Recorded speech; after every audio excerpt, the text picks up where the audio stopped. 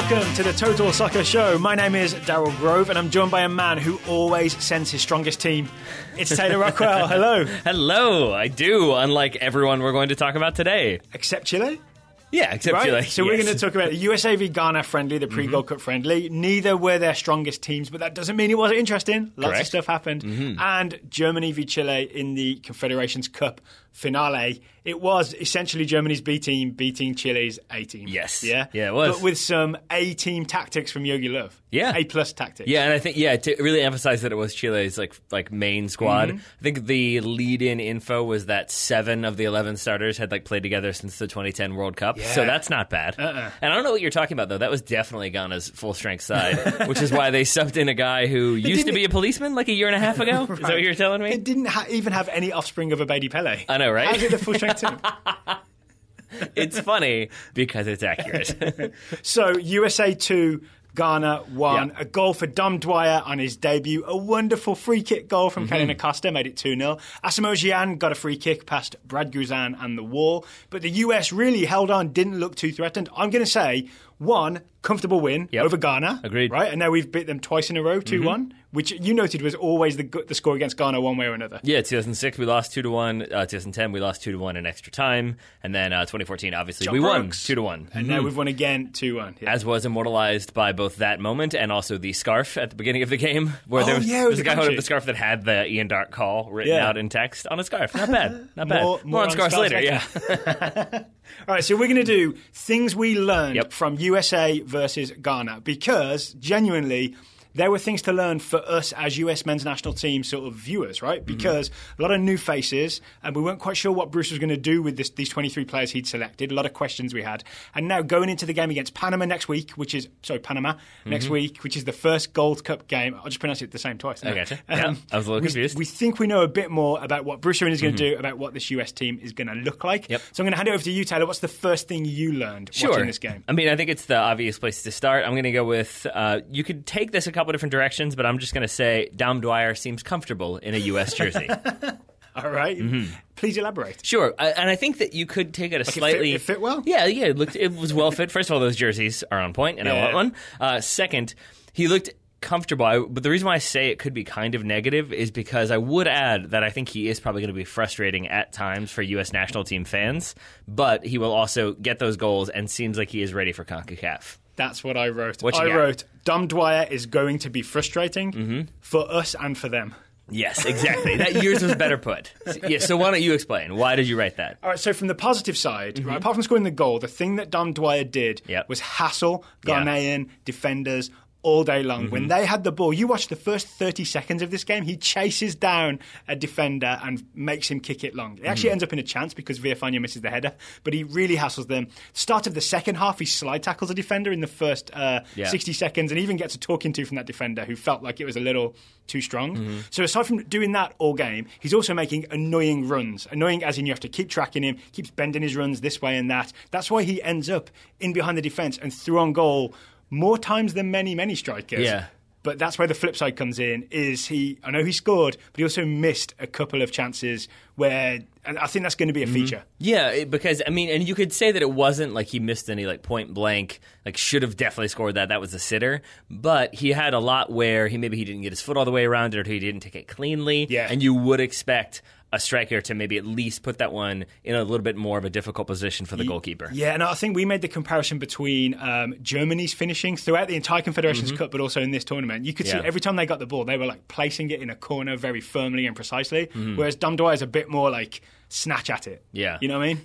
To be fair, there was that attempted homicide about 30 minutes into the game that maybe changed the way he was approaching that goal.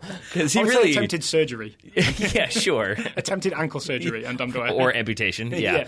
Yeah, because he's played in on goal, and we can talk about how that happened if you want. But he's in on goal and basically gets taken out outside the box. Yellow card to the goalkeeper. A Corey, I believe his name was? Yeah, and could have been a red card for any number of reasons, including denial of goal scoring opportunity, because it was, and then obviously it was studs up over the back, lunging in, both legs up. Could have been bad, could have been a red. Taylor Twellman was mad. Oh, yeah. Really, because I think he was angry that he saw that could have been, not to put his horrible image in your head, but that could have been a leg breaker, the way that the keeper's feet were off the floor. I think they always, I think, try to approach it with like an air of, well, it could have been a red card, let's see. Mm-hmm. And he starts by saying, sort of like, well, you know, when he's coming through here, that's a red card. And then every subsequent replay just made it look worse once you've determined it's definitely a red card. Yeah. And so by the end, you can hear the kind of like the pitch on the voice go up, and it went from like, that's a red card to like, that's a red card. like, he got a little worked up on that one, and I think justifiably so, because, I mean, it flipped Dom Dwyer. That said, he flipped himself celebrating his goal. Yes, so he did. Who knows there? So I feel like for some reason I feel the need to spell out Dom Dwyer, English, born in England, came over and played in the US, played for Sporting KC most recently. He's been at Orlando City as well, right? Then becomes a US citizen, and this is his debut. This is like my dream story. Oh, yeah? If I was better at soccer, this is like something that was within the realms of me playing for the US national team. Yeah. Again, more on that later. I will say it comes up in the scarf segment. Did we get some news? We did. Oh no, we got some news about what people want to see on the scarf. I see. Yeah, I got a little emotional when I think Becky Sauerbrunn tweeted a video of Sydney Leroux holding their son, because Cassius? she is married. Yeah, she's married to Dom Dwyer. They have a son, Cassius, and so like they were freaking out and running around and celebrating. So that's pretty awesome to see that like he is kind of already made the most of becoming a U.S. citizen, scoring on his debut, thumping the U.S. crest. It was all good to see. So should we talk about the goals? Because he is involved heavily in both of them. Sure. Maybe the first one more so. Slightly more so, him smashing it past the keeper. Yes. So let's work backwards and start with the finish. Because I remember we watched the finish of the first goal, and I remember saying, that is high risk. Why do you say that? Because the way he sort of volleys it quite high out of the air, takes it quite high out of the air, and really swings through it. Like, that's only got to be like a millimetre off, and that thing is like leaving the stadium. I mean, he's pretty close to that goal. I think you can hit it pretty hard from that proximity. This is why he was invited to play for the US national team and not me. As a forward, especially. But I also think it speaks to his level of confidence, because that is one where, I mean, that ball is hanging in the air. Yeah. And he thanks to Villafania, right? Yeah. Didn't he pop it up for him like a volleyball setup for a spike? I don't think he means to, but yeah, I think he's just trying to get a foot to it and it pops up in the air. But there's enough time there for Dwyer to like overthink it and maybe try to place it or try to get clever with it or bring it down and then try to pass it into the net. He could have done any one of those things, and that could have been problematic. So I think to just kind of smash it as hard as he can from that range, even if he hits it right at the goalkeeper, there's a decent chance it just hits off the goalkeeper and goes in. So it was obviously the right choice. I think so. In hindsight. Yep. Also, can we talk about how he ended up in that spot? Because I think this is one of these things where if you don't watch a lot of soccer, you might just be like, oh, Dom Dwyer was just in the right place at the right time. How fortunate for him that he could be there to smash it. Yep. But we rewatched it, and he's making lots of different runs throughout this play. Make sure to stay on side. I don't even know how to describe exactly what he does. I mean, he does it a couple different times in this game where he seems very good at spotting the last defender and then like basically positioning himself according to where they are. And that's an obvious thing. That's what you do as a forward. But what I mean is that it's like routinely the right back for Ghana, whose name I forget, Rashid Samail. Yeah. There we go. Yeah, he would a couple different times was like 2 or 3 yards behind the rest of the defense, and Dwyer would spot that, and he would have been holding his run. Then he would notice that difference, and he would kind of step behind those two center backs. Yeah. So now it's not just that he is in an onside position, but like further forward, but he's also in an onside position behind those two center backs. So now they have to kind of, if they're going to try to mark him, they're going to have to turn and like sprint back and try to get goal side, but they're going to take their eye off the ball, or they're not going to, and then he's going to be wide open. And didn't you, this is kind of a side note, but didn't you note that after this goal goes in, the two centre-backs put their arms in the air for offside? They're immediately looking for it, and the right back, who is still keeping him on side, casually steps forward like another 3 yards. Forward. I want to imagine he's like whistling and looking the other way, like checking his watch. Yeah, definitely not me keeping him on, don't worry. What are those cameras doing? Oh no, people are going to know. But great timing from Dom Dwyer. The build-up to the goal, there's a lot of, it's Villafania and Areola, right, who sort of hassle, I can't remember who it is, they hassle someone, maybe Acheampong, the number 22, the winger. They hassle him, win the ball back off him, and then Villafania goes skiing like a slalom downhill ski. Yep. Yeah, and I think he got to the point where he was like, oh, this could be a goal. And like you reach that point when you're in the box, when you're dribbling through, you're like, oh, I'm going to get a shot off. And then when he doesn't, I think he ends up then just kind of like outside of the foot poking it back to Corona. Yeah, he cuts it back, who then has the shot, but I think Corona's deflected shot then comes into the path of Villafania. And I think that's what Villafania is trying to do, is sort of being like, settle it maybe? Oh, I'm going to, I think like, oh, I still have a chance. But instead of settling it, it goes up in the air. Corona's shot was going wide, wasn't it? Yeah, I think so. Definitely I think so, and I think I said it was deflected, but actually I'm not sure it was. I think Villafaña maybe just recognizes that it's going wide. I say that only because... No, I think it's deflected because it pops up in front of Villafaña instead of just going low and out wide. All right, that could be. Pretty sure. The only reason why I say that is because there was a debate as to whether or not he was offside. Oh. But if it had come off of a defender who was making a defensive play, and I'm not even sure that's a qualification anymore, but if it come off a defender, then he's not offside if anymore. It hits a defender, then it's... I think if it is just playing the ball... Yeah, but it wouldn't have mattered anyway because, that right back was... standing about 3 yards further back than he should have been. Oh, Rashid Samar. To be fair, we did read up on this, right? He's a centre-back who's been asked to play out of position at right-back. Although, counter-argument, the laws of offside are the same wherever you play. Yes. But I think... It's not like he's on the moon and gravity is different. No. And I think you spotted this...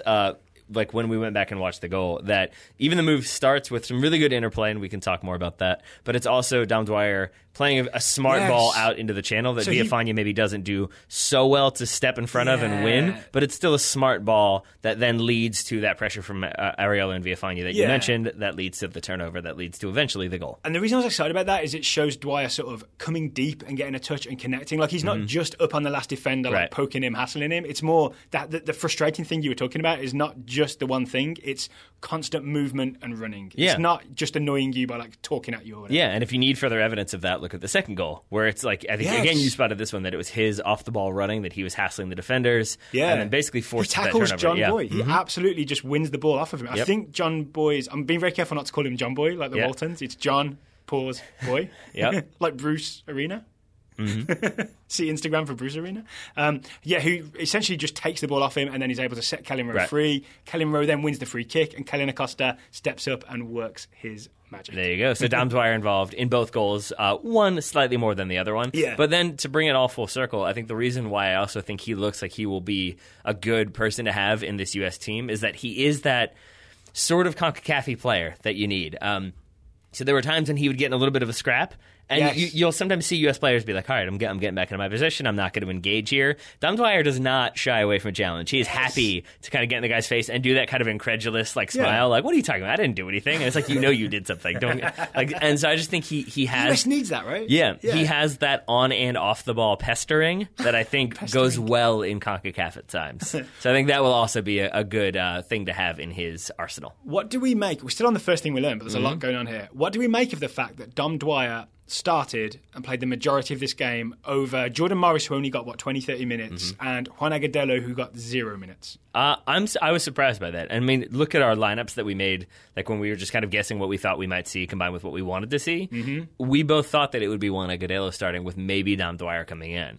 And so I think maybe it just speaks to either Bruce Arena wanted to see what he did in a game for the U.S. national team, or more likely, given that it's Bruce Arena, this was an insight into what he's expecting or what he's planning to do in the Gold Cup itself. I can't say with confidence. I think we saw the pecking order. Dom Dwyer, then Jordan Morris, and no Agudelo. Maybe Agudelo against Martinique or Nicaragua. I would say maybe if Panama's the toughest game, right? So we're thinking the starting game is the best lineup. Maybe if you're going with like a more straight up 4-4-2 as opposed to kind of the 4-4-1-1 that the United States were in this game, that maybe that the Joe Corona was the number 1, that number 10. Maybe if you take Joe Corona out, maybe that's where Juan Agudelo comes in and plays as an actual like front two pairing, where you maybe want a little bit more interplay up top against maybe a packed defense. But I thought it was pretty interesting that Dom Dwyer seems to have cemented his spot as the number 9, at least in this squad. Okay, we'll get on to my thing I learned then. One of those is that we are going to have a number 10 on this US team. Because remember, we looked at the roster and we're like, I don't see a playmaker, right? I don't see a Farhab, a Kleshton, a Pulisic, a guy to be the central attacking midfielder. I have a caveat on that, but that will be my next thing that I learned. Sure. But Joe Corona was the number 10, and he is, I mean, I looked into what he does for Tijuana, and, you know, what we've seen from him in the past. He is more of a number 8, box-to-box, hard-working kind of guy. So you saw him, I know he wore number 10, and he did pull some creative strings, right? And he looked very good on the ball. But he did do a lot of hassling. So it was all, to me, it's all about, like, this is the reason I think maybe Dom Dwyer is definitely first choice. It's almost like we're building backwards from Dwyer, right? Dwyer's going to hassle defenders the whole time, and then you get a number 10 behind him who's also going to hassle defenders, and maybe that's kind of going to be the game plan for the United States. And when Corona came off, actually I don't know if this was a straight swap, but Kenny Saif making his debut, we heard about him from Brian Sciaretta. He's this competitive, like, we'll go flying in for tackles and win challenges kind of guy. He's going to be the other guy who's maybe the attacking midfielder. Maybe Christian Roldan's another one. He's got that sort of defensive narrative about him. So essentially what I'm saying is the luxury number 10 in that 4-2-3-1. The central guy is going to be a hard-working guy. Yeah, and I was definitely impressed by Joe Corona. I was happy to see him back in the team. And part of the reason why I didn't put him as my number 10 is because, like, from what I've seen and what I know of him, he tends to play on the right-hand side. So I thought, if anything, he would be the right or the centre, or he would have been one of Acosta or McCarty if he was playing the same spot as he was for Tijuana. But with that in mind, I wanted to add that part of the reason when I picked my formation that I went with a 4-3-3 with no number 10 was because I think my line at the time was basically, I don't know if there is a number 10 of this team. From what I understand, it could be Kellen Rowe, but I don't know enough about him to start him, because I felt like that would just be sort of like, oh yeah, Kellen Rowe's in there because he seems like a good name to have in there. And my thing I learned is that I would have included Kellen Rowe if I were making that lineup now. You wouldn't have included him out wide because he started on the right wing in this. Yeah, he did, and I would include him there or in the middle, either one. But basically, are you a Kellen convert? I am. I thought he was very good. I thought he was very confident on the ball in terms of he could do the 1 and 2 touch passes. We saw him do that a lot, and it was very effective. But he also didn't hesitate to take people on, to go at people, to draw fouls that lead to free kicks that lead to goals. But also that literally happened. Yeah, but do like smart link up play. He and Paul Arriola switched sides at least once, maybe even twice. So it seems like they were kind of recognizing strengths and rotating accordingly. So it just felt like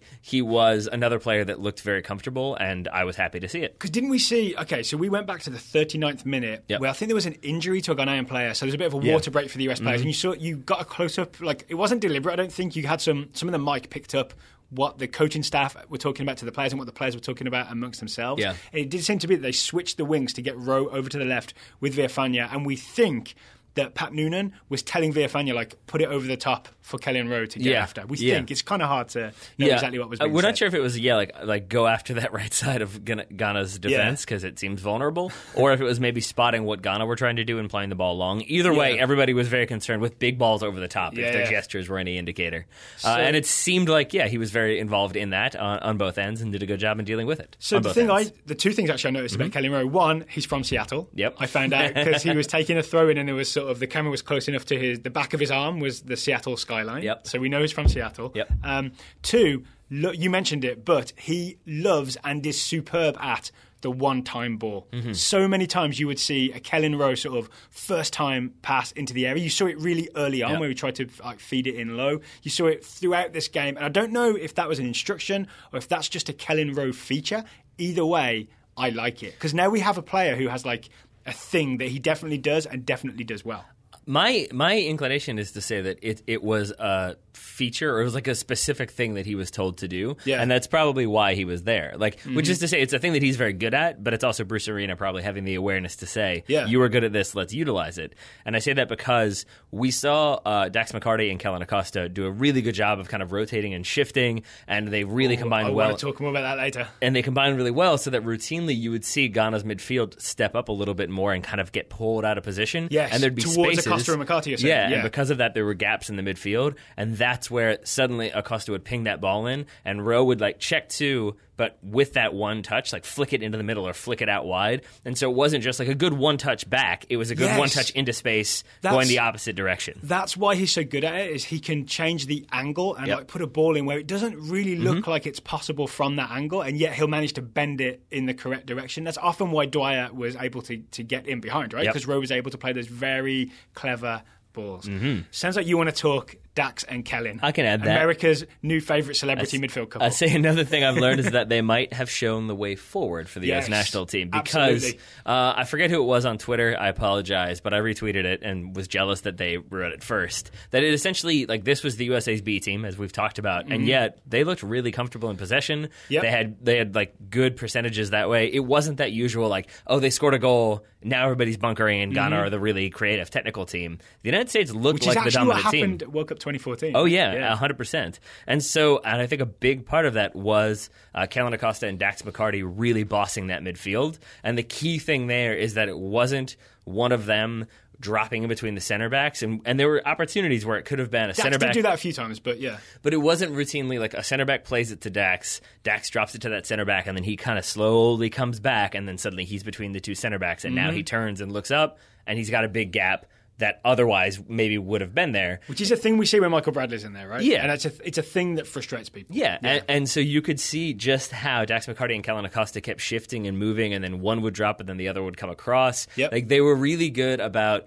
keeping possession and combining at times, but also creating space for other players to move into. And then I think the other attackers for the U.S. did a really good job of dropping back, because we already talked about, and occupying the space that was left behind. Created. Yeah. And so you didn't have that situation where you get Michael Bradley on the ball, and then there's 40 yards, and then there's 4 U.S. players. Yep. It felt like those gaps were very effectively closed. And so I rewatched it looking for that stuff, and you see Acosta and McCarty constantly moving, constantly wanting the ball off of each other and off of other players. So it means there's always not just one option that you always have to go through. I'm pretty confident saying it's a double pivot, as in it's 2 guys that you want to play through every time, and they're also playing with each other. So you would get like them exchange passes, but then one of them would play like the killer ball that split open the Ghanaian midfield. Like it would go through them to, as you talked about, those attacking midfielders who'd come into that space behind Ghana's midfield, but ahead of their defence. Is that making sense? Yeah, it is. And I want to add this, though. Like, don't get me wrong. This is not me saying, and therefore Michael Bradley is the problem. I don't think that. I know some people do feel that way, and I know some people are hoping that we will say that. I will say, if you are one of those people who thinks Michael Bradley should be dropped, it used to be you would hear, we've got to get rid of Bradley, but there'd be no solution. I'm a little scared now that they'll say the solution is McCarty-Acosta. I mean, but they have a replacement now. Yeah, that's actually what I'm trying to get to, is that, like, if you have Michael Bradley coming in after the group stage, if he is one of those players who's brought in, and suddenly he's in there, and you don't really have a midfield that's working as effectively, you kind of have Exhibit A of these 2 guys worked really well together. Michael Bradley comes in, and now everything's slower, and he's still dropping back, and he's not trying to combine. That could be a problem, and it could be a thing that maybe we do start to see a little bit more like, ooh, okay, I can start to see what people are frustrated by. Oh, Taylor B. Rockwell, I didn't think about this. Yeah. I didn't think about Bradley coming in and breaking up this partnership and that being a negative. Oh, I mean, is there a flip side where they're so good? If they play like this through the group stage, is there a thing where we just Arena's like, okay, we probably don't need to call Bradley in. We can just go through the tournament with these guys. Maybe, but that's an option, right? But that doesn't solve anything, because then the argument is, well, they looked really good in the Gold Cup. Why would you break that up now? Or the more positive version is Bradley comes back into this team because he is the captain and he scored that chip against Mexico. And he is going to come back into this team. Of course he is. Of course he is. And he plays alongside Acosta again, or alongside McCarty, who is kind of his replacement, but you could see that as a pair. And the US looks just as good, if not better. Yes, and I hope that that's the case, because I like Michael Bradley. Like, on and off the field, I like Michael Bradley. This was the first time when I was like, that's interesting. But it's good for us, right, to not be just dependent on one midfield guy, right? Mm-hmm. Yeah, so Acosta McCarty, great for now, great for the future, great for in between. There we go. Well, it's a commercial for us next. Yeah. Are they running for office? Yeah. If you end it with Great for America, paid for by McCarty-Acosta partnership. 2020. Yeah, you go. I do want to say there's one play in this game. If you only watch one play in this game, it's the one where Dom Dwyer gets flipped over. And we've focused on that already, right, and how it was a terrible challenge. And all the focus is on that. But the build-up to that encompasses almost everything we've talked about so far in this review show. I think the only thing missing is Kelly Monroe's tattoo. Right? Yeah. But Kelly Monroe's one-time pass is in there, because he's the one that one-time passes it to Joe Corona. Joe Corona then takes a touch and puts it in behind the defence for Dom Dwyer, who's making that beautiful run in behind Ghana. And I think even Rashid Samal is keeping him on side. Yes. Yep. Even that might be in there. But the whole play starts with Acosta, McCarty, pass, moving everything around, and then Acosta splits the midfield to get to Kellen Rowe, one times it, Corona, Dwyer. It's a genuine pattern of play that plays to everyone's strengths, and I'm super excited for the Gold Cup. There we go. All right, so do you have more things you've learned? Jordan Morris has a left foot, and it works. It works so well that Alejandro Bedoya has to apologise for not scoring from it. It worked so well that we got, I believe, 15 straight tweets about that. Speaking of that, yes, we know Rudy plays for Bayern Munich. Thank you to the masses who tweeted and emailed. Thank you for that. Yes. I was going to touch on that. Rudy is at Bayern Munich. But yes. I'm getting out of the way now. We can talk about it again later. But so Jordan Morris' left foot, I remember Taylor Twellman saying something like, oh, you hardly ever. I've never seen that. Like, it's such a shock to everyone that he put in this really beautiful left-footed cross that floated, curved, hung at the back post for Alejandro Bedoya. Bedoya had to say sorry afterwards, because he should have scored at the far post. It was a good save, to be fair. It was keeper coming across and getting a body to it. But yeah, I mean, it was an inch-perfect cross. And I think the other point that you made, which I appreciated, was that it's not just the cross, it's how he gets into position to be able to cross. Yeah, because he's got basically the whole defence between him and the goal, and he looks like he receives the ball ball with nothing going on, and then he just suddenly turns, I want to say 90 degrees more or less, and just accelerates down this channel that he's created, and it's too fast for everybody. So it's that pace, but then the left foot technical ability that maybe hasn't been there before. It was nice to see it on display. And if that had been a right-footed Trivela, it would have been bending away from goal. It would have gone behind Bedoya. That's worth thinking about. Yep. All right, I'm not reopening that argument, though. We'll leave it there. Okay, that's fine. Another one I learned is that Brad Guzan is the metaphorical Superman. For the penalty save? No, for worse than that. There's a great Pete Holmes show segment where it's Superman wants to team up with Batman, and Batman's response is like, "Why? You're Superman. You don't need me. What are you talking about?" And then it basically boils down to Superman knows he's lame, and that Batman is cool. And it feels like Brad Guzan basically, he's a little bit like James Milner in that there's the James Milner... There's the James Milner... James Milner? Excuse me. The James Milner Twitter account that's very boring. Right? Yeah, boring James Milner. It just seems like Brad Guzan needs a little bit more insanity about him. Because Tim Howard has all the tattoos. He loves metal. I think Marcus Hahnemann was big into metal. Yeah. Casey Keller lived in a castle. You need something eccentric to make you a beloved U.S. national team goalkeeper. Yeah. And I say all that because Brad Guzan makes that penalty save. And yet I feel like people are still like, oh, Guzan's terrible. He's got to get out of there. So you pointed this out. Okay, he concedes the free kick. Yep. As in, it goes past him. Oh, so, I was like, what? It was him? Asamoah scores the free kick past him. Guzan gets a fingertip to it. He does. Gets it onto the bar and the post before it goes in. And I remember seeing, so I didn't watch the game live properly, but I remember seeing a flood of tweets of we need to get rid of Guzan. And I watched the game, I'm like, wait, the same guy that saved a penalty, Guzan? Yeah, to the extent that I think it prompted you to ponder what would happen if we just didn't have walls. Because I think that's what it is. Basically, he sets the wall up. We watched this a bunch of different ways and a bunch of different angles. From that free kick, the wall is in the right position. It's just a perfectly hit free kick. That's it, right? Yeah, and even if he doesn't get a hand to it, because it's still, Guzan gets fingers to it, it goes I think off the bottom side of the crossbar, off the post and in. It still is probably going in pretty much inch perfect. Maybe it doesn't quite ting the bar, but it still is in that top corner. So postage stamp, as Pavlas would say. There we are. Yeah. So what I realize is there is no perfect way. On the right side of the envelope, too, this time. There we go. There is no perfect way to cover all the goal with a wall, right? It has to be the wall covers one side and the keeper basically covers the other side.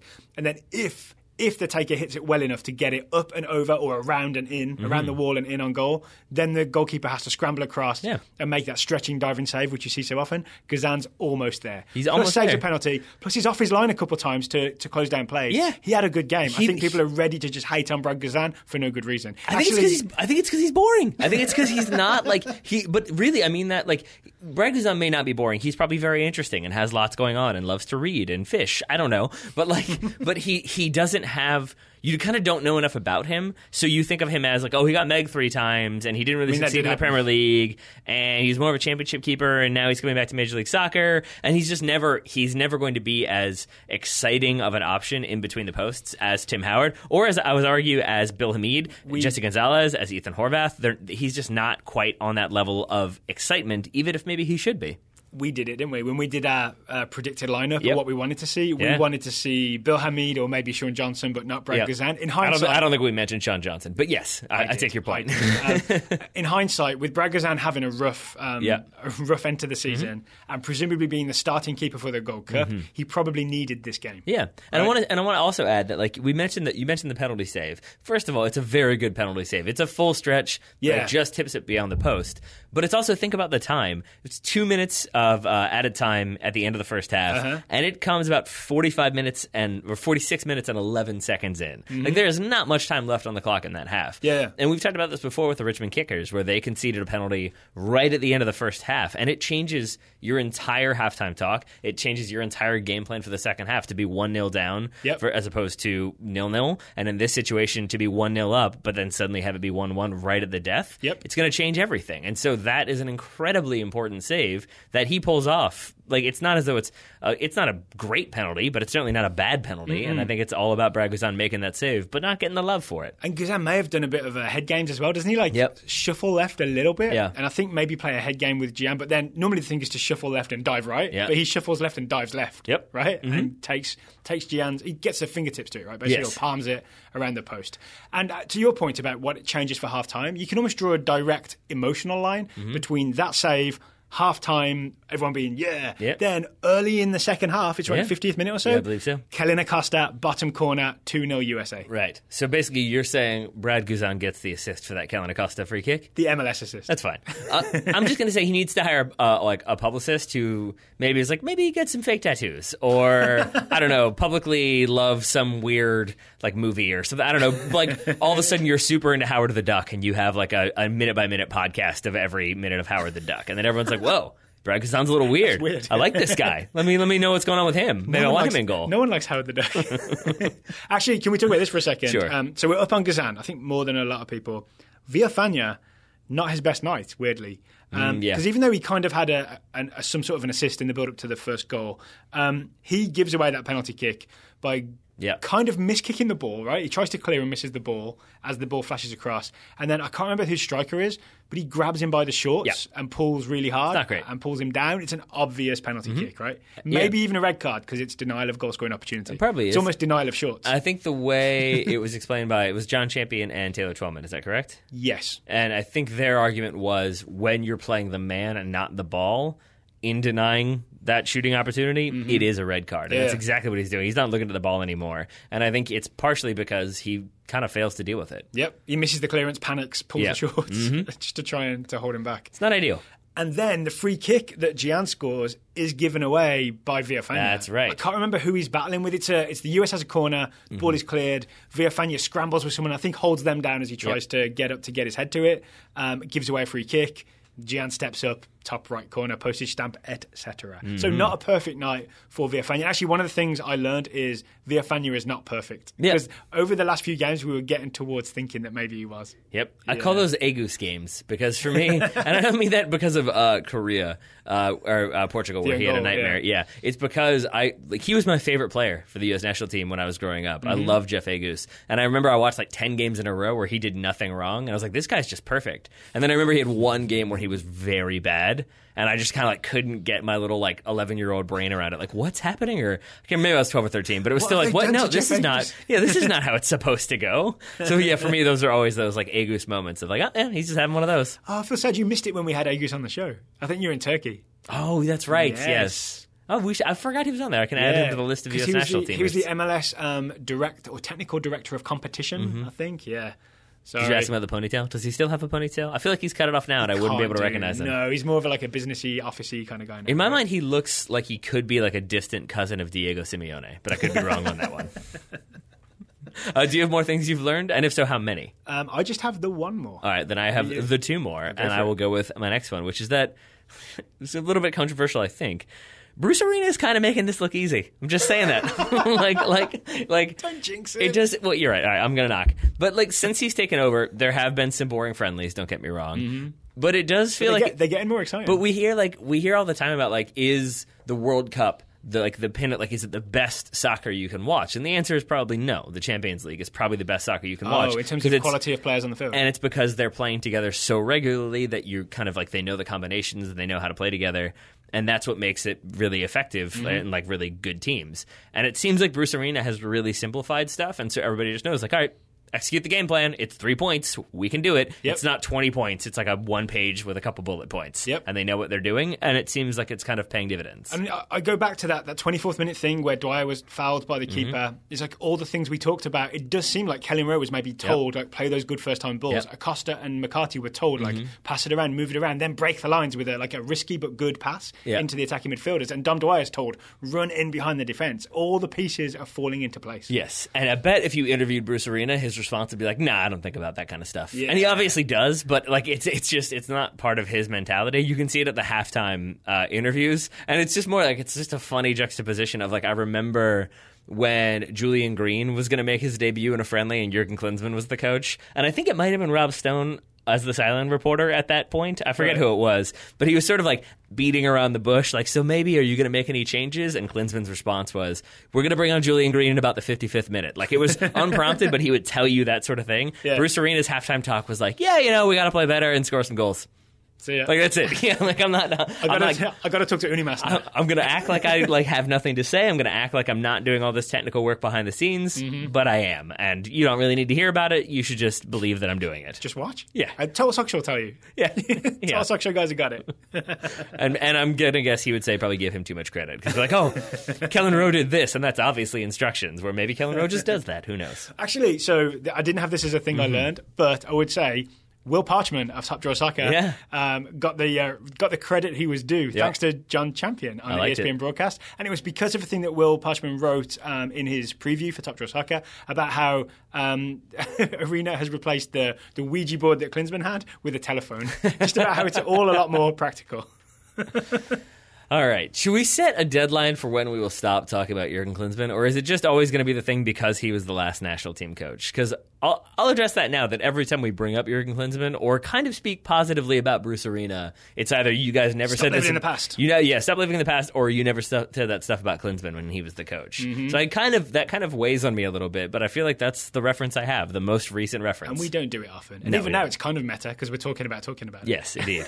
And even Hercules Gomez, I think, tweeted today, whoever it is that was the technical director when this German revolution began should probably be looked at by the United States, and it was obviously Jurgen Klinsmann. So there's that. I mean, the reason to talk about him is Klinsmann was the coach at the start of this World Cup qualifying cycle, right? We're still in the cycle that he started. Yeah. So Bruce Arena is still dealing with things that Klinsmann had put in place, and there's an obvious contrast between the two, and you can't help pointing that out when you see it. That's wisdom right there. Fair? That's wisdom right there, big guy. All right. You got anything else? I do have one more, but it kind of transitions to the next thing. So actually, no, it doesn't, because we've got an ad to do before then. So I will just tell you that I think one thing I learned is that Alejandro Bedoya and Emre Can should start a support group called The Almosts. Why? Because both of them are like almost on the first team. Like, they're both kind of like, yep, you're starting in the 11. Emre Can for Germany, obviously Alejandro Bedoya for the United States. But then they're both kind of in with the B teams in these two different tournaments, and they're both not starting for those B teams either. So they're almost as like, you are Mr. Reliable, you are Mr. Consistent, we're going to get you some minutes, but you're not going to start this game. I feel like both of them are sort of in the, almost as wrong. They're the Mr. Reliables is what I want to call them. That's the support group they need. That's fair. I wonder how Alejandro Bedoya would do with holding a ball between his thighs. Because Emre Can right now is the world champion. I mean, I don't think I would want to mess with either one of them. I feel like they would both scrap right back if you maybe try to get the ball out between their legs, as Chile found out. Okay, so I don't think we've talked enough about the US defence, because for me, the Matt Hedges, Matt Wiesler, I was like, what? They kept it tight. There was not many times when Ghana got in behind the United States. The whole thing looked very organised. And I really mean that in a way of like the offside line was always good, right? It wasn't like the problems that Ghana were having. Like, there was good communication. They just did a very simple thing of like winning any balls that came through. Hedges and Wiesler, solid. I think that might be the starting partnership. I assume you're talking about for the Gold Cup, to clarify. Yes, for Panama, because I know that Bruce Arena is a big fan of Omar Gonzalez, right? He gave him the TAM money and all that. They made him a DP as well previously at LA Galaxy. But it looks like Hedges and Wiesler is the partnership. He did bring on Omar at the very, very end of the game. But yeah, I'm with you that I think maybe that's... Because it does seem like this 11 was his sort of like, close, let me make sure this works, and if it does, it's probably going to be what we stick with. And in that vein, I think it also probably means that Graham Zusi might be your starting right back for the Gold Cup. So that was my final point I had here. The thing I learned is Graham Zusi is fine at right back, especially when he's up against an MLS opponent. Oh, boy. Because the starting left winger for Ghana was David Akam, Chicago Fire winger. So it's not as if this is anyone he hasn't come up against before. And he did have a fine game, right? Zusi didn't put a foot wrong. Had one incredible trick. Do you remember that weird skill move he had? That he suddenly like fooled loads of people and accelerated away. And everyone was like, whoa, I didn't know Graham Zusi could do that. So Graham Zusi had a fine game. I'm still not comfortable when we play a really good team with Zusi at right back. I think I'm okay with that, at least until he proves that he can. But even in that game, I'm still going to be like, oh boy. And it's not like a shot at MLS. It's the fact that he's not a natural right back. I know we had a couple different people tweet an email to say he's looked way better this season, and that's great. That's wonderful. It means he's improving. It means he's maybe shoring up his candidacy for the second choice right back spot behind DeAndre Edlin. But it's still, it is that kind of like, I'll believe it when I see it on a major stage, and maybe that's what this Gold Cup will be. Oh, Panama will be a test, at least, for Absolutely. Zusi, because they'll have some decent players to send at him. I know he sometimes likes playing against them. Yep. There was the famous World Cup goal that knocked Panama out of the World Cup, right? Of qualifying, and got Mexico to the playoff. I think he didn't do so well. As I recall, got a firm memory. I didn't think he did so well in March when we played the qualifier away. I believe that's what it was, because we couldn't remember which game it was, but we both remembered that there was a game that we were like, that's not going to work anymore. Yeah. That's officially it. And I think it was that game because I think there was that sort of like, what's the word I'm looking for? Like, just sequence that, like the first time it was like, oh, he's Saint Zusi, he's amazing. And the second time it was like, oh, he will not be Saint Zusi after this game. or maybe at least Panama will like him more. That could be. So we think Zusi to start the tournament, which is not good news for Eric Lehigh. Unless Lehigh was carrying some sort of injury, he didn't get on the field in this game. He did not. As was the case with Kenny Saif. I know a lot of people messaged me about that one because I was sad. I said no King Kenny in the starting 11, and people who are better informed than I noted that that's because maybe of fitness concerns, that he's not quite ready to play a full 90. I think because, so Ghent season ended in May. Yep. He only got this, knew that this was happening semi-recently. Yep. He's not hit pre-season yet, right? He would have been starting pre-season soonish with Ghent, so he's probably not quite in form. Do you want to talk Kenny Saif just for a second from the 15 minutes or so we saw of him? I do, but do you want to know who used to manage Newcastle and Galatasaray? Graham Sounish. Nailed it. You said Sounish. It made me think of it. I'm sorry. I apologize, everybody. What do we want to talk about, Daryl? Just our impressions of Kenny Saif after we managed to actually see him on the field. He certainly is a person. He has some facial hair. He runs around. He isn't good at playing the first pass in his U.S. national team career. His first pass was errant. I believe. Yeah. Errant. But I mean, I think I was excited to see him, and I was trying to pay attention more in those last 15 minutes. Yeah. It sort of felt like everybody was like, we know where this is going. It's fine. Yeah. And so he worked hard. Credit to the US, actually, that there was never a panic.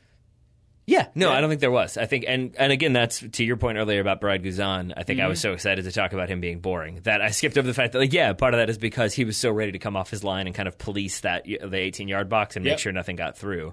And so I think in the end, it was kind of routine in the minutes that Kenny Saif was on. And so I'm not going to say he was bad, but he definitely, it wasn't good enough for me to really say, yes, he's it. It's going to be awesome. I'm going to say I'm excited to see him more. Does it feel like Panama might come a bit soon for him? Probably. Like 1 week from now, but maybe we see him later in the tournament? Yeah. Either way, he's one-time switched. It's done. We got him. Indeed. We got him. He's ours now. We got a Kenny.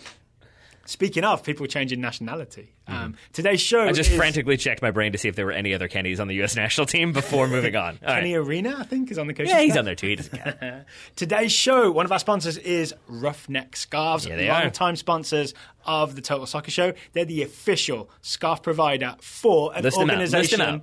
I'm just going to go with the one. An organisation you may have heard of, United States Soccer. I've heard of them. Yeah. Yes. So if you want to support the team this summer in the Gold Cup, we recommend going to Ruffneck Scarves, taking a look through their collection of US national team scarves. And obviously you'll get the TSS discount, so you can get it cheap if you go through us. You can also make your own collection of custom scarves. Yep. And we put the challenge out on Twitter. If you're going to make a scarf to celebrate Dom Dwyer scoring a goal on his first game as an American, so with the US national team, how would you celebrate Dom Dwyer? All right, so we had a couple different responses. Up first, Matt on Twitter said it should be him doing backflips with fireworks in the background.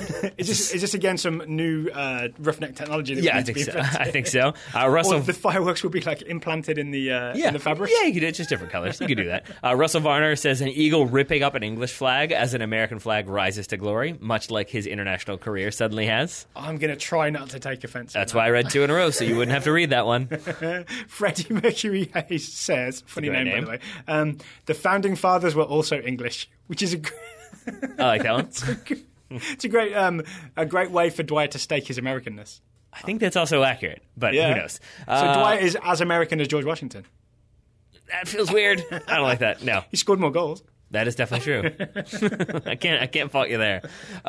Eat Me, Speak Me says, sorry, Jordan Morris. That's what the text should read. So we touched on that earlier, right? It probably does feel like Morris has moved one down the pecking order, not just in the Gold Cup squad, but also in the entirety of the US national team forward line pecking order. Except I don't think he was ever really going to be, at least for Bruce Arena, and it doesn't seem like for Seattle either, the central striker. I feel like he was never going to be the number 9. That's why Seattle has Will Bruin. That's why the US Soccer has lots of other forward options. It always felt like he was either going to be the second striker or someone to come in and kind of combine if you need two people up top, or he'd be like a winger if you're going to switch to like one where you have kind of wide players who've got the pace and have got the ability to score. That feels more so like his strong suit. But still, Dom Dwyer starting ahead of him. All right. Speaking of founding fathers, up next, John Adams, not that one, says Dom and Daryl high-fiving with the USA flag in the background.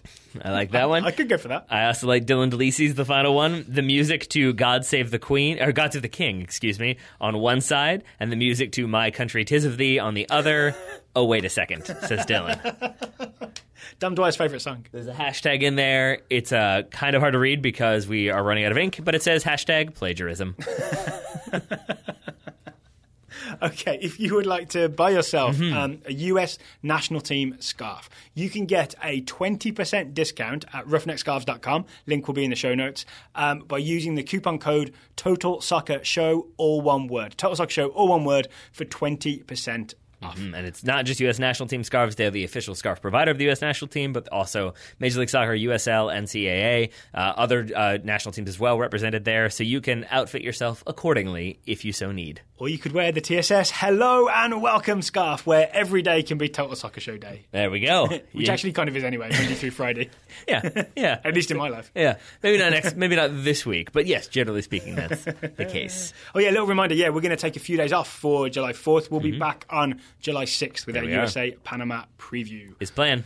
Okay, we're going to talk Confederations Cup Final. Let's do it. Germany won. Germany beat Chile. It was, I'm going to say, an entertaining game, but it was mostly entertaining in watching Chile slowly boil over. Yep, pretty much. Jogi Löw got his tactics 100% right. Yep, pretty much. Okay, so what did Yogi do? Well, I think he did kind of what we thought he was going to do in that he stuck with the 3-4-2-1 formation, but he made... It's very generous of you to call it that. I call it a 5-4-1 for most of this game. That is fair to say. And I think that was because he kind of recognized some vulnerabilities in Chile, and also I think, as we predicted, he looked at what didn't work in the group stage and adjusted it accordingly. That said...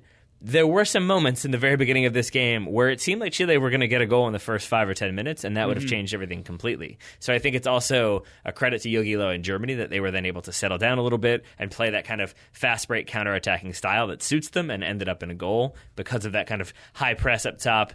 You force the opponent into making mistakes, and I think, again, that's what they read, is that sometimes Chile could be a little bit too casual on the ball, and you can make them pay for it. So here's the thing, right? Germany scored their goal kind of on a high press, right? Marcelo Diaz coughed it up because two German strikers essentially were on him.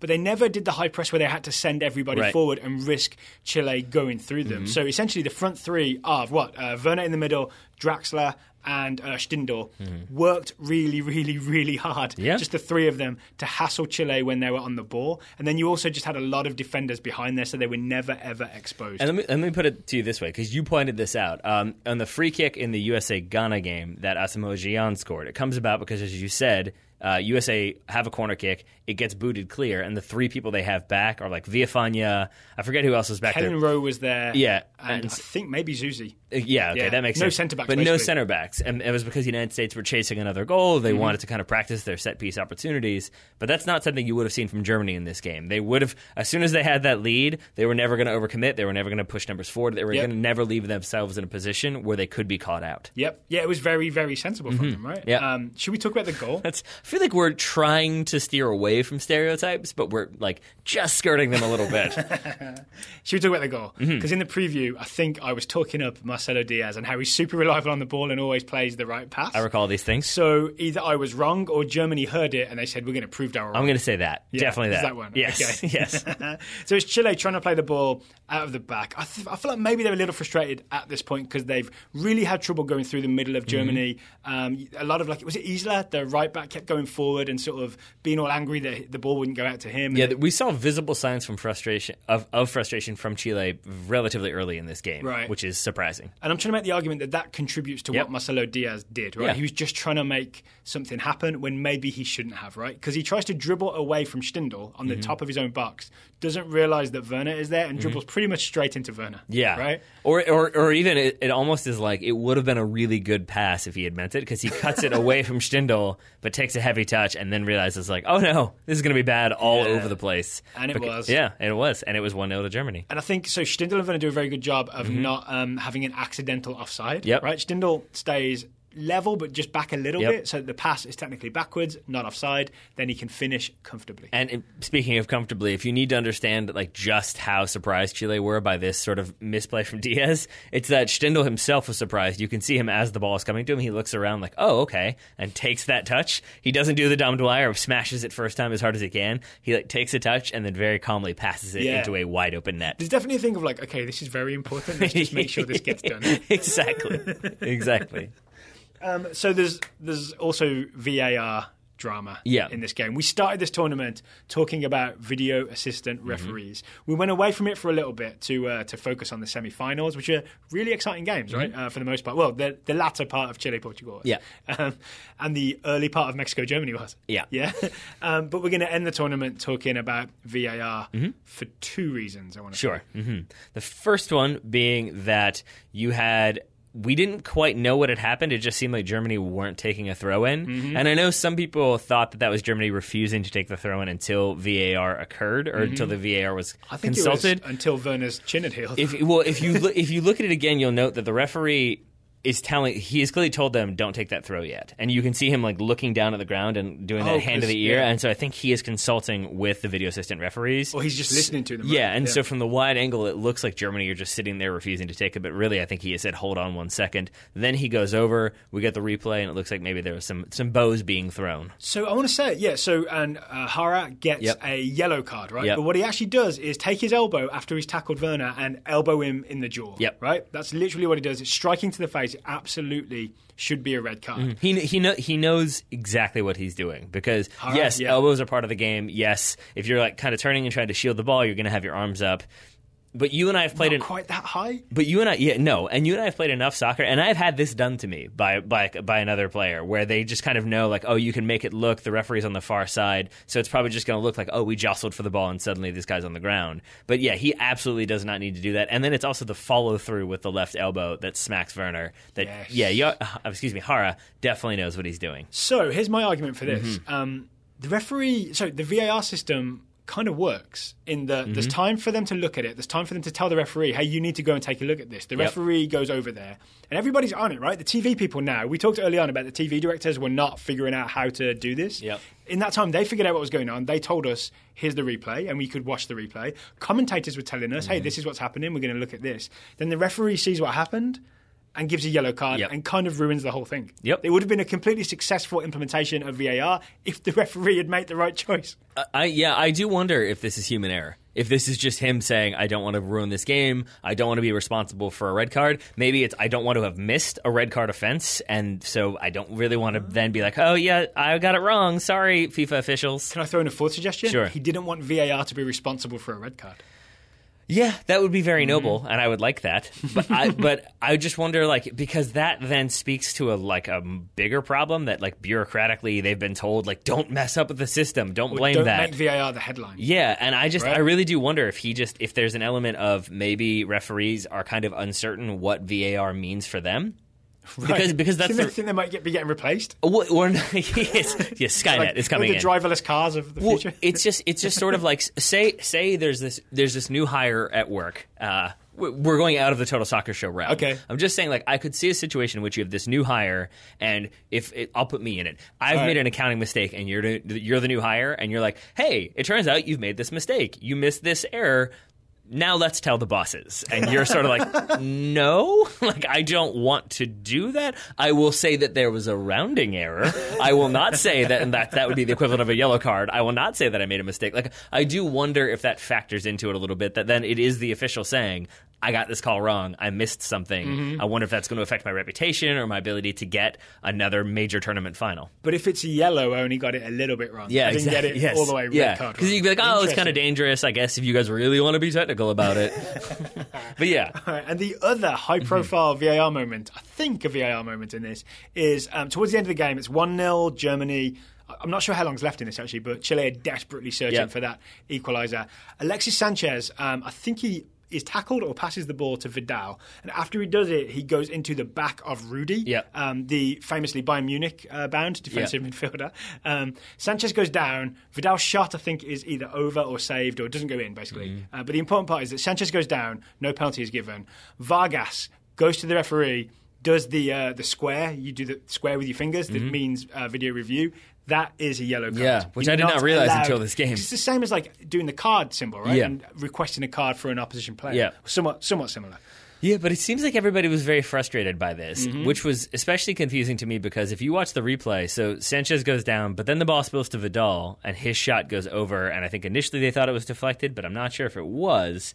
But either way... he may have hit Sanchez. There wasn't much, that's a decent chance, but there was no real reaction from Chile when Sanchez went down. You didn't see the whole team throw their hands up in the air. It just felt sort of afterwards like, yeah, that's not allowed. Also, right? Can we get a penalty out of this? Is there a chance? Is there a chance? And so it felt more chaotic than it needed to be. And I think it wasn't helped by the fact that then the official booked Vargas for doing that. Yeah. And then went and kind of reviewed it for a second. And I say kind of, and I say second, because literally it was both of those things. He glanced at it, right? Yeah. He glanced at it like someone just checking their phone when you're not supposed to be. He just walked over, took a look, and walked back. And I don't know if he actually had time to review what had happened, or if he was talking to someone else, which is what they claimed on the broadcast. Yeah. I think maybe they'd asked, my guess is someone at Fox. Yeah, Fox had said... hey, can you tell us what on earth the referee was doing so we can tell the viewers? And someone on the officiating crew was like, he was over there checking that the fourth official was doing something, and there was some excuse about making sure someone had left, right? Which doesn't look... you don't look at the screen to decide that. You do not. I also think that the larger issue here is that people, ourselves included, and I think FIFA included maybe, don't quite know how VAR is supposed to work. Yeah, right. And I say that because, like, say there is an incident where there's been a scrap and the referee goes over to talk to the assistant referee, and there is this kind of like 10, 15, 30-second delay as they talk, and then they come back out and get a red card. People aren't that frustrated by that because we kind of understand that. That's part of the game as we understand it. But VAR, where it's suddenly like, wait, he's talking to that guy, but now he's got his finger in his ear, but now he's looking at the screen, but then he said nothing on the screen, but now he's like, we don't quite get it. And I think that... We don't know the rhythms. And especially because it sounds like they're going to try to use this. We don't know the rhythms. It sounds like they're going to try to use this for the upcoming World Cup. At least the quote from Infantino would indicate that. And I think that... What's he say? He said basically like it worked and there's no reason... It worked in this tournament. It seems like, paraphrasing, there's no reason for it not to be used in the upcoming World Cup. It was used here, and it made the tournament fairer. And there was a couple little caveats in there here and there, but generally speaking, it sounded like it's something they're going to do. And I think the TV networks would do very well to get a VAR expert in their kind of panelist group. Yes, so not just a bunch of ex-players that you pay millions of dollars to, but maybe someone who has a specific bit of expertise. Or even Dr. Joe. Like, I love Dr. Joe. I think he does a good job of kind of succinctly explaining things at times. But in this situation, I don't think he's that well versed in VAR, and that's understandable because it's new.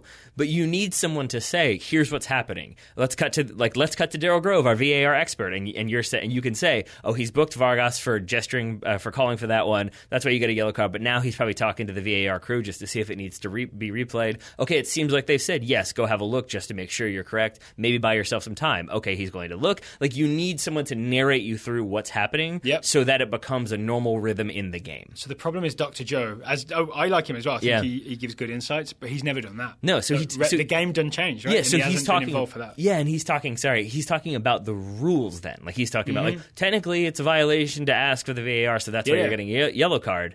But it doesn't explain all the other stuff that goes on. And so it's not really his fault, again, I say, but it's a thing that probably needs further explanation and exploration before the next major tournament that has VAR. Sticking on this for a second, how do you feel about Infantino saying, basically, it was a success at this tournament and we're ready to do it at the World Cup? Because that's essentially what he's saying. Yeah, and I feel like that's what the FIFA president is always going to do if that's what FIFA wants to do. That means it's coming, right? If they want VAR to happen, then he's going to say, it was a great success. And I didn't mean for that to sound as Borat as it came across, but that's what they're going to do. He's not going to be like, I mean, there are some nuances. We need to iron out some wrinkles. But that would be it's the always going to be like, right? good stuff. Yeah, but that's not FIFA. I mean, FIFA, it's always like, no, everything is successful all the time and wonderful. So Move on. Nothing to see. What are the opportunities, the high-profile opportunities to use VAR before the World Cup, which is basically a year away, right? I mean, high profile is a sliding scale. I mean, it needed to be Champions League, but it's not, is it? No. So maybe you could say, like, again, I know not the highest profile, like maybe the U17 World Cup. Because it is like a major FIFA event. But that won't have as many eyes on it as the Confederations Cup. I think this was the last best hope. Oh, boy. Yeah. Oh, boy. Yeah, so we could be in for a dramatic... It could be the Jabulani of 2018. Do you remember everyone was talking about that for the first few games of 2010? Yeah, until everybody remembered that vuvuzelas are way worse than a ball. Yes, I remember that. I remember that mostly because in the last game, I forget what it was, but there was that weird new version of the vuvuzela that sounded sort of like a dying elephant mixed with like... I said at the time it was Blade Runner, but it was more... I forget who did the score for Inception, but it was the Inception Waz. That was like mixed with an elephant. It was kind of terrifying. Hans Zimmer, I'm going to guess. So Germany won the Confederations Cup with pretty much a B team, right? Like you said, Emre Can, there are some guys who are on the fringes of the senior team. Right? Am I to understand that you do not want to talk about movie soundtracks? We're just going to move right on to Germany? All right, fine. If only because I know that could accidentally be a 3-hour conversation. Yeah, probably. I was like, no, yeah, good. Germany also won the Under-21 European Championship. That is the thing that happened. Summer. That kind of happened quietly because I kind of lost interest after they beat England. And that's all they've won recently.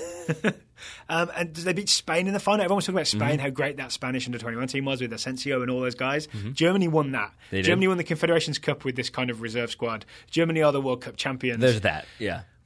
It's looking like the future's very German. I'm going to say, controversial opinion, pretty good team. Yeah.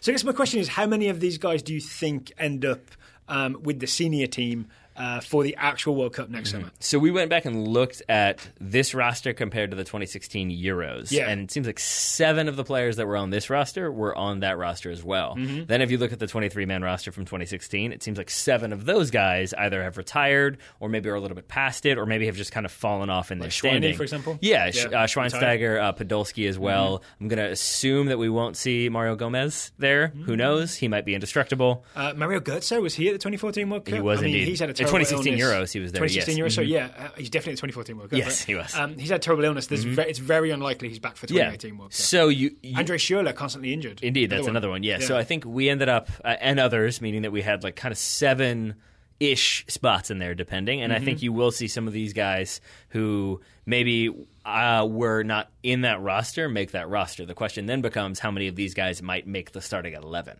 Rudy. I mean, that's a decent shout. It is, right? Because I think... Great tournament. Leon Goretzka is another guy I've been super excited to watch. Yeah, I think he's definitely in the shout. I think you could say Mustafi, maybe, if you're going to stick with the back 3. That was one where we didn't think he would start because he has been a little bit wasteful in his possession at times, but he did start and he looked fine in this final. How about Joshua Kimmich? Is there a chance he's played himself into something resembling Germany's strongest 11? My guess would be that your 2 wingbacks in this game would be Jonas Hector, I'm assuming, and Joshua Kimmich. Those are going to be your 2 fullbacks / like wingbacks. Come 2018. It feels right, doesn't it? Okay, the only other thing that's different to me is when you think of Germany's strongest team in the attacking lineup. It has Thomas Müller, who's a very strange player, the way he sort of exploits space and all that sort of stuff. Also just strange, but yeah. Mesut Ozil, who's a strange, like a brilliant player. I love watching Ozil play, but he's not as maybe as dynamic as people think, as people expect from other players. But you look at this front 3 that Germany had for most of this tournament, and it's Timo Werner as like a weird, not a target forward, but a pacey forward running in behind, and Stindl and Draxler, who are sort of more almost winger forward type players. That it's kind of a different look to what Germany normally offers. And that's the only thing that I think is strange. Like Rudy you could see as a direct replacement for Khedira, right? Goretzka you could maybe argue is a bit like Toni Kroos. Maybe not quite, but you could see him playing instead of him. Whereas I feel like the forwards in this tournament were of a different breed to the other German forwards. And I think this is why Jogi Löw is a genius. Like, legitimately, I think when it comes to soccer, I think he is one of the smartest people out there. Why so? I mean, he took over in 2006. He's been there for 11 years. Yeah. They are continuing. And he was there before that, right? Yeah. As the assistant. Yeah, and they are thriving. It's a team that's getting better and better and better, that obviously is the World Cup champions, that just won the Confederations Cup, that's U21. I mean, I know that's not him, but it is a product of German soccer, and it's a product of the German mentality, which seems to be the way you survive multiple stints as a national team manager. Not multiple stints, but like multiple campaigns. Yeah, cycles. Yeah, cycles. Thank you. That was the word I was looking for. Is to keep it fresh. And you don't have him, sorry, Subway, you don't have him just relying on the people from 2014. It's not, that's my 11, I'm sticking with them the whole way through. Yes. So that might work for Chile, but I don't think it works for a lot of other countries. So this what he's done in this tournament by selecting this roster and winning it with this roster is he's not going to make the same mistake that Marcello Lippi did by winning World Cup in 2006, then coming back with a similar team, failing out in 2010. Bruce Arena 2002 versus 2006, kind of the same. Jogi Löw has set himself up to completely refresh his team and have good reason to do it because now they're tournament tested in Russia. I might be very wrong here, so I apologize, but I do think that also like the spine-ish of that 2002 France team was very similar to the 98 and 2000 French teams. The one that then lost to Senegal in 2002. Yeah, exactly, and didn't make it out of the group stage. So I think that is part of the reason why this decision was so smart. Spain 2014 is the other one. There's the other big one. Yep. So, and that would probably be the most resonant one, yes. And so you look at this Germany team, and like it would be easy for him to have called in those same names, but instead he gives a bunch of guys a break, and I'm going to assume made this very clear that I'm giving you like first team guys a break. I want you to enjoy your summer. Obviously, you're going to be playing next summer. You were playing last summer, so take your time now. And so you could see that like after the game, I think Fox had all the tweets from all the different first teamers. And the four most high profile players, right? It was, and they all seemed to be in very like warm, pleasant locations with a sort of like, we are very much happy that you all won. We are also very happy to be sitting on a beach right now. I think it was literally Muller, Ozil, and then Hummels and Boateng. Yep, you got it. Mm-hmm. Yeah, and so it makes sense that you kind of keep your like definite starters happy and you give them a little bit of time off. But you also subtly remind them that, like, that's great, you're on vacation, we're happy you're there, but we got these young guys who are good and win things and are happy to take your spot. So maybe come back really ready to fight for your spot. It's going to be an interesting year of watching the German national team. Like the first squad that he picks for a World Cup qualifier after this tournament will be fascinating. Yep. And because it's Jogi Löw, I'm sure it's going to be super confusing and like, wait, what?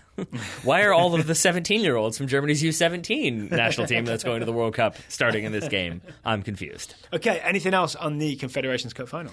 I mean, other than to say that, like, I think this was billed coming in as, like, the youngsters versus the golden generation. Because Chile's golden generation? As we said, it's a team that's, for Chile, it's played together for a very long time, since 2010. A lot of these guys, and they add like one or two new people every year. And we have come to love that team, right? That's the thing, is like I found myself by the end rooting for Germany because of the elbow, and there was just a few little things here and there. And again, Haro was the same guy who did the thing in Copa America. To Cavani? Yeah, we'll leave it at that, but yeah. So, like, there are reasons to have negative feelings towards this Chile team, but in the end, there's Gary Medel. That's the thing. That man will never die. He will run everywhere always, and if he ever stops, we're all in trouble as a world. I really am excited to watch Gary Medel play every time he's on the field. Yeah, I mean, and same goes for Arturo Vidal. I think my prediction was that he would go full Arturo Vidal, and he did just that. He had some great plays and some sublime bit of skills, and then he like punched a hole through the surface of the earth when he missed that chance that we talked about. So I mean, it's an exciting team. There was an earthquake in St. Petersburg. It's an exciting team, and losing a final can often make you forget that like what came before, and this is the team that won the 2015 Copa America. Then they won Copa America Centenario. They're a very good team. They will continue to be a very good team come Russia in 2018. All right. Okay, we've still got scouting to come. Some great Scouting Network updates, including one about Wolves. I'm super excited. But first, today's show is sponsored by Blue Apron. Blue Apron is the #1 fresh ingredient and recipe delivery service in the country. Taylor and I have had Blue Apron delivered to our house in the box. We sure have. If you never have, our separate houses. We don't live in the same house. This is true. We have had it delivered. It comes in a big box. It's not a refrigerated box, but it's got like a nice block of something very cold in there. I forget what chemical composition I'm going to call it super ice. I like that. It's got a big block of super ice in there, so it keeps it cold. It comes in a space blanket, just like super ice and space blanket, just like Jimmy McGill's brother wears on Better Call Saul. Oh my God! It comes in a Chuck McGill blanket. If there's ever a mandatory rule that podcasts have to be about two things, we are in trouble. I mean, actually, it's soccer and pop culture, but if it's like it has to be one academic thing, boy. But yes, super ice and space blankets involved. But so that keeps it cold long enough until you unpack it, and then you unpack it, and you've got everything you need right there in the sizes that you need. Sometimes you have a little bit left over, so maybe one recipe calls for 2 cloves of garlic. They give you the whole head of garlic, which is always very nice. Very nice. And and the way it works is you get all the ingredients and then you get step-by-step directions for how to put those ingredients together. It is so straightforward that even Taylor and I can do it. Which is very important. I also very much enjoy that it tends to be a lot of stuff that I would not usually cook with. Like, I think I'm an okay cook, but it's because I usually cook roughly the same types of things. So I enjoy just being like, oh, that's what a beet is. This is interesting. Like, I've not used one of you before.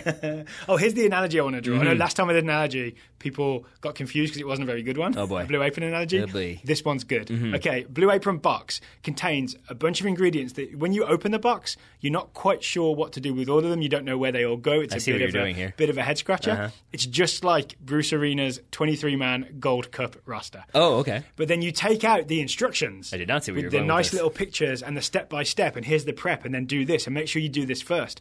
And then it all comes together, and it makes a dish that is perfect and looks exactly like the picture. It's just like USA v Ghana, and you're like, oh, that's what that was for. That's what Bruce Arena was doing all along. I like that. Bruce Apron. That makes sense. That was better than what I will be able to come up with. I'm not going to be able to do this on the fly. I thought you were going, it's a Yogi Low roster because it's a bunch of different parts that you're not quite sure how they all come together. But then at the end, because you're given specific instructions how to make it come together, it's an award-winning meal. Boom! Yours was still better because you got Bruce Apron. Bruce Apron. All right, so check out this week's menu and get your first 3 meals for free with free shipping by going to blueapron.com/TSS.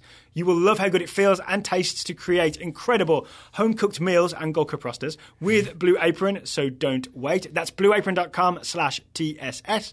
Blue Apron, a better way to cook. We do it better than the Pod Save America guys. I think it's true. And we also don't mock their copy, so that's always helpful. Thank you to Blue Apron for sponsoring today's show. Thank you to everyone from the TSS Scouting Network who has continued to send in scouting reports, even in the heart of summer when there's not always that much to report. Okay, so scouting reports coming in. First report comes from Patrick Snyder, who is scouting Nick Tattague, the 18-year-old American midfielder from Midlothian, Virginia, at Schalke. Patrick says, Nick is still with Schalke's youth team, the U19 team, and it might be difficult for him to make the jump to the senior team this year, given that the 2 starters there at Schalke are Max Meyer, who won the Under-21 Euros, and Leon Goretzka, who just won the Confederations Cup. But keep fighting, Nick. Keep fighting. Yeah, and but the goodish news is that one of the guys ahead of him is Weston McKennie, who is also American. Right? So I looked at this. Weston McKennie and Haji Wright may have a chance with the first team. We talked about this recently. They're a year ahead of Nick Tattague, a year ahead in terms of when they joined Schalke, and a year ahead in terms of getting promoted to the first team. So he has a path to follow. The trail has been blazed by Americans. There we go. Up next is Guy Webb scouting Serge Gnabry, the 21-year-old German winger for Bayern Munich. Gnabry helped Germany to that aforementioned U21 Euro title, starting in their 1-0 victory over Spain in the final. Next up, the 2018 World Cup, says Guy. Maybe. Next up, being a teammate of Rudy, who is a Bayern Munich player. There you go. Just making sure that everybody knows that we know that. Yes, he is. We know. Gene McCarthy is scouting Jordi Mbula, the 18-year-old Spanish winger for Monaco. Jordi recently completed a move from Barcelona's Juvenil A team to AS Monaco for around €3 million. I didn't know this. This is a great move. He's a dribbly winger who was the team's joint top scorer, Barcelona B's joint top scorer in the UEFA Youth League last season. Wasn't there a famous goal that was all over Twitter? He had like a dribbly goal that everyone was like, whoa, who's this kid? This kid is Jordi Mbula. There's no buyback clause in the transfer agreement, which Gene says could come back to haunt Barcelona, maybe in the Champions League group stage. It's a decent possibility. Final report comes from Rich Hunter. Penultimate report comes from Rich Hunter, scouting Nathan Ake. Is that what we're going with? I ask this every single time and I forget. There's an accent over the E, I believe. Thank you. The 22-year-old Dutch centre-back for Bournemouth. Bournemouth purchased Ake from Chelsea for a club record fee of $25 million, says Rich. He made 12 appearances, not 12 million appearances, 12 appearances and scored 3 goals for Bournemouth while on loan last season, and also got his first call-up to the Dutch senior national team as well. This seemed like a coup for Bournemouth. Yes. Because didn't they, this is from memory, Chelsea recalled Ake, I think, halfway through the season or towards the end of the season. That sounds familiar. And Bournemouth were kind of like, but we wanted to keep him. But he was good. He good. Yeah. So now they've got him full time. It's a good move for Ake as well. He didn't make the overly ambitious dumb move of being like, nope, I'm going to break into this team and no one can stop me. And it won't happen to me. It will not. And the disclaimer we have to keep adding here is that this is also the current world we live in, where if you are a Premier League team, and Premier League equals $signs for most clubs, if you can sign a player that you know will help your team and start for your team and be consistent for your team, already been there and you know what it's about, for $25 million, that $25 million, mind you, that so might £20 million? Yeah, that might be a good deal. Yeah, when the going rate for a half-decent player seems to be like $40 million. All the money. All the money. Give me all the money. Yep. And you still have more money left over. Indeed. So it'll be fine. Strangely. Speaking of, so we didn't get a scouting report, unless I missed it. James Glenn is scouting Ruben Neves, the 20-year-old now Porto midfielder, who appears to be on the move to a little team known as Wolverhampton Wanderers Football Club. So I sent you this on Friday, I believe it was, and your response was something along the lines of, we're just being used as like a way to extort more money from other clubs. Because that is what's happened a couple times before. A famous player in the George Mendes stable has been like linked with Wolves as a way to leverage. I think it was Liverpool were also bidding. And then that player, I've forgotten his name, I'm sorry, ended up Was playing. that Anderson Talisca? Yes, he ended up playing in Turkey. And I really got the feeling that Wolves was like this... they were used just for grist for the rumour mill. Let me say one thing. Two things. First of all, I hate my brain. Because, like, again, I've said this before, math, biology, out the window. But a player that your club was randomly linked with last season, I don't know why my brain is the way it is. You may remember it because I was outraged by Wolves just being obviously used as leverage in that way. And I thought the same thing was happening here.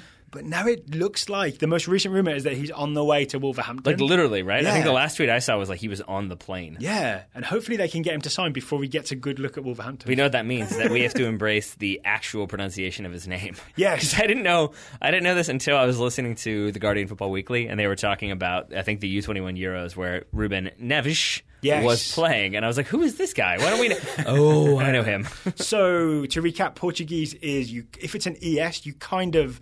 truncate the E and then make it a sh. And make it a sh. So Ruben Neves. Neves, yeah. Neves. Yep. All right. Look, Andre Gomes. Yeah. Yeah. But I think I'm just going to go with Neves. Okay. Fair enough. Yeah. But this would be a coup for Wolves because this would be the first time the George Mendes thing has paid off in terms of a high-profile player actually choosing to sign for Wolves. What about Helder-Acosta or Hyder-Acosta? He wasn't high-profile at the time. You know, he kind of made his bones at Wolves, whereas Neves is in the TSS scouting network. What higher honour for a young player could there be apart from winning the Confederations Cup? The most important question I have for you at this point, then, first of all, none more honourable. Are there Nando's in Wolverhampton? There are. Okay, that's all we need. I feel like otherwise there's going to be a problem here. Well, isn't like half your team Portuguese at this point? It's getting there. And the coach. So you got to make sure that there's like at least one spot where they all feel comfortable. Yeah, that's right. Okay. And I'm sure their equivalent of fast food is the one place they all want to go. Yeah, I'm sure. These guys will have a bit more money than that. Probably. I would imagine. All right, if you'd like to join the Total Soccer Show Scouting Network, you can go to totalsoccershow.com/subscribe. If you've recently joined and you've sent an itchy feet email, I can say I'm going to be using some of the July 4th break to assign some new players across the Total Soccer Show Scout Network. If you want to get in on that action, like if you've already subscribed or you're about to subscribe, send that email like as soon as you hear this. As long as it's before like Wednesday, Thursday, I'll be able to get it back to you in the next couple of days. So totalsoccershow.com/subscribe. Then you send me an email, itchy feet, in the subject line. I'll take care of it. Just make sure that message gets across. I think you done did it. I did it, right? I got it. Okay.